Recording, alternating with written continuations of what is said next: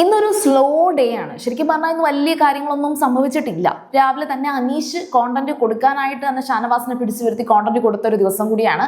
അത് കഴിഞ്ഞിട്ട് വേറെ കുറച്ച് കാര്യം എന്ന് വെച്ചാൽ ഡൈനിങ് ടേബിളിൽ ഫുഡ് കഴിക്കാനായിട്ട് ഇന്നിരുന്ന സമയത്ത് അനീഷ് രാവിലത്തെ ഭക്ഷണത്തെ ബ്രേക്ക്ഫാസ്റ്റിന്റെ ഒരു കറക്റ്റ് മലയാളം, അത് പ്രഭാത ഭക്ഷണമല്ല, അതിന് പകരം കറക്റ്റ് മലയാളം എന്ന് പറയുന്നത് പ്രാതലാണ് എന്ന് നമ്മുടെ സാബുമാനെയും അതുപോലെ ആര്യനെയൊക്കെ പഠിപ്പിക്കുന്നുണ്ടായിരുന്നു. അപ്പൊ നെവിൻ അടുത്തുണ്ടായിരുന്നു. അപ്പൊ നെവിൻ അന്നേരം മലയാളം, പച്ചമലയാളം പറയുന്ന ആ ഒരു കൂട്ടത്തില് നെവിൻ സ്വിച്ചിന്റെ മലയാളം പറയുന്നുണ്ട്. അതായത് വൈദ്യുതി വിച്ഛേദന ഉപകരണം, അങ്ങനെ എന്തോ ഒരു വാക്ക് പറഞ്ഞു കൊടുത്തു. അപ്പോൾ ഇത് കേൾക്കുമ്പോൾ തന്നെ നമുക്കറിയാം അനീഷിന് ഈ ഒരു കാര്യം അത്ര അങ്ങോട്ട് സുഖിച്ചില്ല. കാരണം അനീഷിന്റെ ഒരു എന്താണ് പറയാ, അനീഷിന്റെ സ്പേസിൽ കയറി ഗോൾ അടിക്കുന്ന ആ നെവിന്റെ രീതി അനീഷിനോട്ട് സഹിച്ചില്ല.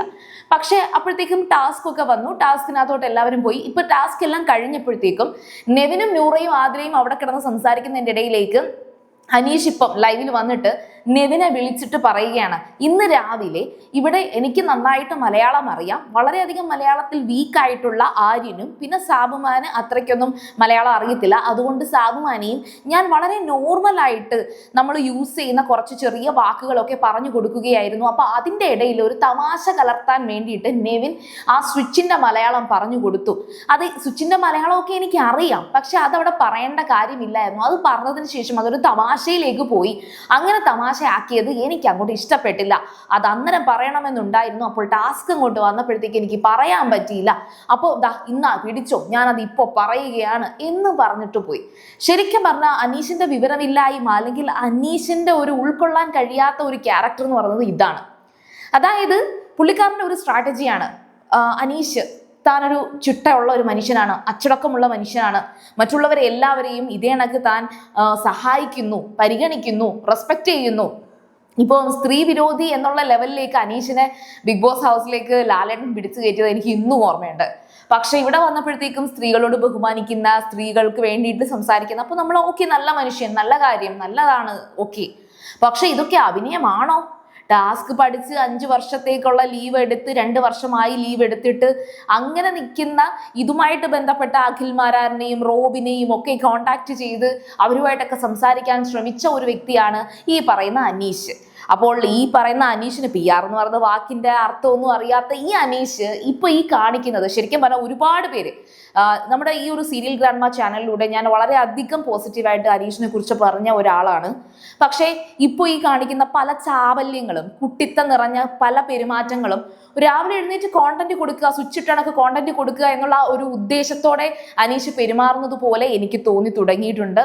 അപ്പോൾ ഇന്ന് ഇപ്പൊ ഈ നെവിനോട് സംസാരിച്ച ഒരു കാര്യം വളരെ മോശമായിട്ട് തന്നെ എനിക്ക് ഫീൽ ചെയ്തത്. കാരണം എന്ന് വെച്ചാൽ നെവിൻ ആ ഒരു സംസാരത്തിൽ പാർട്ടിസിപ്പേറ്റ് ചെയ്യുകയാണ് ചെയ്തത്. അതിനെ തമാശയായിട്ട് കാണുമ്പോൾ ഓക്കെ, നെവിൻ പറഞ്ഞ ആ ഒരു കാര്യം അറിയാമെങ്കിൽ അതെനിക്കും അറിയാം എന്ന് പറഞ്ഞ് പെരുമാറാം. പക്ഷെ അവിടെ സത്യം പറഞ്ഞാൽ നെവിൻ അത് പറഞ്ഞപ്പോൾ അത് തെറ്റിക്കുകയാണ് ചെയ്തത്. അതായത് നെവിൻ സ്വിച്ചിന്റെ മലയാളം പറയാൻ പറഞ്ഞപ്പോഴത്തേക്ക് അനീഷ് പറഞ്ഞിട്ട് സ്വിച്ചിന് മലയാളം ഒന്നും ഇല്ല എന്ന് പറഞ്ഞ ഒരു വ്യക്തിയാണ് സത്യത്തിൽ അനീഷ്. എന്നിട്ടാണ് ഈ പറഞ്ഞ സ്വിച്ചിന്റെ മലയാളം നെവിൻ പറഞ്ഞു കൊടുക്കുമ്പോൾ അത് ഏറ്റുപിടിച്ചിട്ട് ഇപ്പോൾ വീണ്ടും നെവിന്റെ അടുത്ത് വന്നിട്ട് അതിന്റെ മലയാളമൊക്കെ എനിക്കറിയാം, പക്ഷെ ഞാൻ മറ്റൊരു ഉദ്ദേശത്തിലാണ് ഇങ്ങനെ ചെയ്തത്, അങ്ങനെ ചെയ്തെന്നൊക്കെ പറഞ്ഞ അനീഷ് കിടന്ന് വരവുന്നുണ്ട്.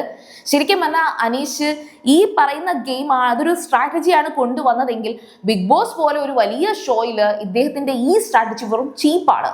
ഒരുമാതിരി കൊച്ചു കുട്ടികളുടെ ഗെയിം പോലെ ആക്കി മാറ്റിയിട്ടുണ്ട് പലപ്പോഴായിട്ട്. ഇതിപ്പോ ഈ ഒരു ഒറ്റ സംഭവത്തിന്റെ പേരിലൊന്നും അല്ല ഞാൻ പറയുന്നത്. ആദിലയും നൂറയുമായിട്ടൊക്കെ അനീഷ് കിടന്ന് വഴക്കടിക്കുന്ന പല കാര്യങ്ങളും ശരിക്കും പറഞ്ഞാൽ കൊച്ചു കുട്ടികൾക്ക് വാശി കാണിക്കുന്ന ലെവലിലേക്കാണ് അനീഷിന്റെ ഓരോ പെരുമാറ്റങ്ങൾ മാറി പോകാറുള്ളത്.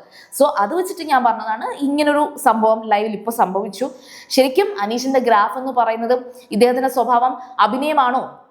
ഇത് എടുത്തു പറയേണ്ട ഒരു കോൺഫ്ലിക്റ്റ് വരുന്നത്, ഷാനവാസ് അഭിനയിക്കുന്നുണ്ടോ? ഷാനവാസ് ഒന്നുമില്ലെങ്കിലും ഒറിജിനൽ അല്ലേ? ഷാനവാസ് ഓക്കെ, മണ്ടനാണ്, സമ്മതിച്ചു. ഗെയിമിനെ കുറിച്ചൊന്നും ഒരു ധാരണയും ഇല്ല, സമ്മതിച്ചു. പ്രത്യേകിച്ച് അങ്ങനെ വലിയ വിവരമൊന്നുമില്ല. സീരിയൽ ആക്ടറിനെ പോലെ, ഒരു ഹീറോയെ പോലെ, ഒരു മാസ് വില്ലനെ പോലെ ഒക്കെ അഭിനയിച്ചുകൊണ്ടിരിക്കുകയാണ്.